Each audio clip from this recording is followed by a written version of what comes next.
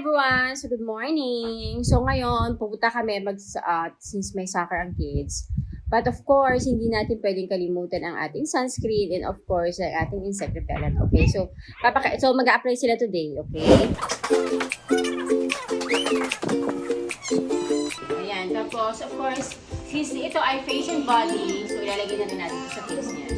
So, ito ay sunscreen na SPF 30 na. At the same time, meron na siyang repellent na kasama kasi ito ay citronella lavender.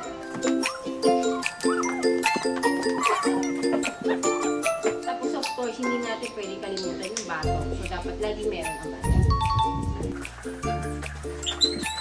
Ang kagandahan nito, meron siyang cooling effect.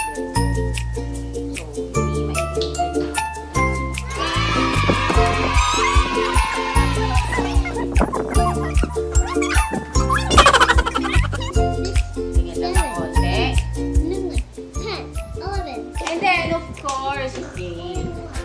Para kung wala silang perfume, ito ginagamit ko ito para sa mga lemongrass and lavender. So, spray ko lang dyan. Pati ito sa turn. So, para mabango sila, diba? So, ito.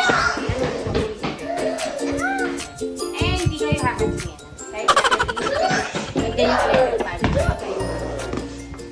Okay?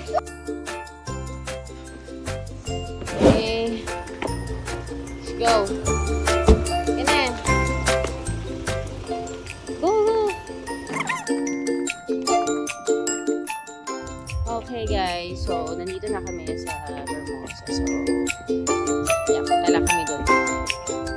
Dito kasi yung kanilang training. Vermosa.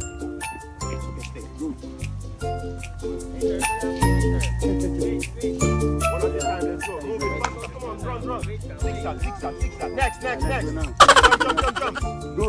Good job, boy. Good job, Ati. Let's go. One, go. There. High five! Good job. Franco!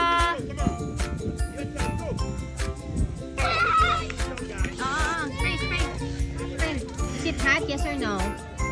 Franco, is it hot? Yes or no? You say yes or no. Is it hot? Yeah, okay. I'll spray. Tell me if it's cold or not. Cold. Okay. Cold. Okay.